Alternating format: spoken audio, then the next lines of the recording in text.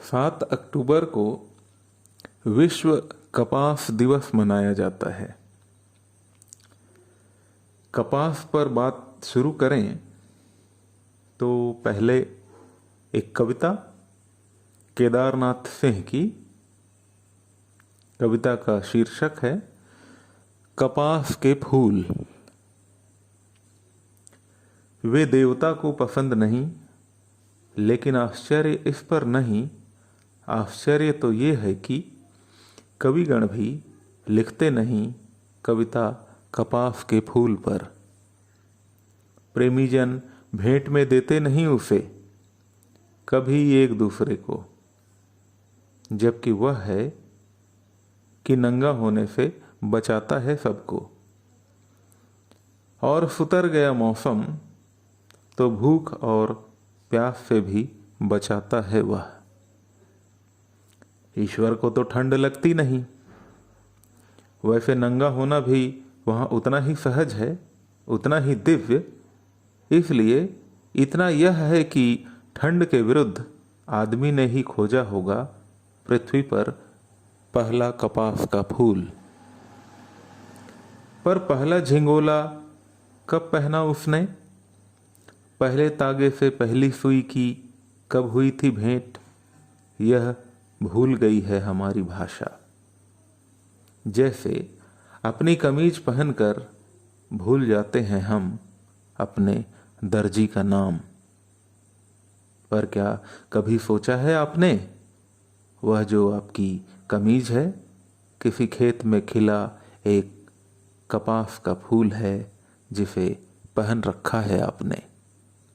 जब फुर्सत मिले तो कृपया एक बार इस पर सोचें जरूर कि इस पूरी कहानी में सूत से सुई तक सब कुछ है, पर वह कहाँ गया जो इसका शीर्षक था।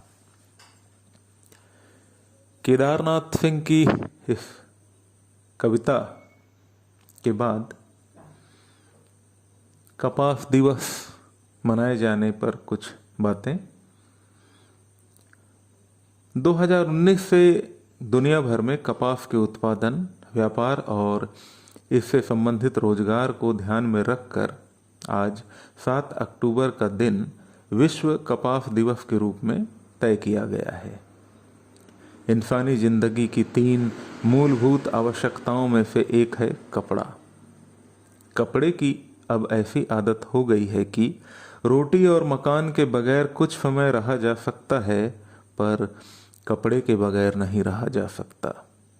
इन कपड़ों में भी सबसे ज्यादा जो फैब्रिक इस्तेमाल होता है वह है कपास।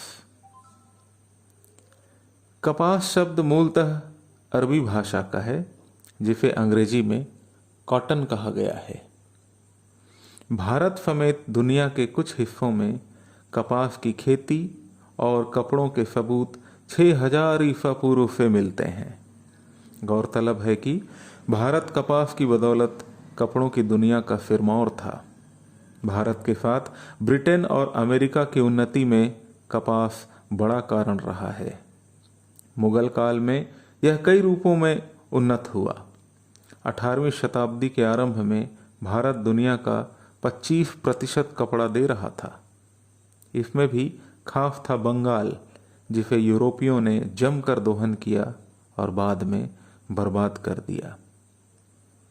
आज भी भारत में हर साल लगभग 62 लाख टन कपास पैदा होती है, जो कि दुनिया का 38% है। इस वजह से भारत सबसे बड़ा कपास उत्पादक देश है। जहाँ तक इसके निर्यात की बात है, अमेरिका आगे है। कॉटन का 1 टन साल में 5 लोगों को रोजगार प्रदान करता है। कपास को ज़्यादा पानी की ज़रूरत नहीं होती। यह दुनिया भर में किसानी भूमि का सिर्फ 2.1% हिस्सा है, लेकिन दुनिया के 27% कपड़ों की ज़रूरत को पूरा करता है। कपड़ों में मेरी और शायद हर किसी की पहली प्राथमिकता कॉटन ही होगी। पर जैसा कि प्रस्तुत कविता में केदारनाथ सिंह कहते हैं, कवि, देवता और प्रेमी के पास नहीं फटकने वाला कपास का फूल हमें नंगे होने से बचाता है, जिसे हम भी कभी याद नहीं करते। सबका तन ढका रहे और मन खुला रहे। आज विश्व कपास दिवस पर यही कामना है।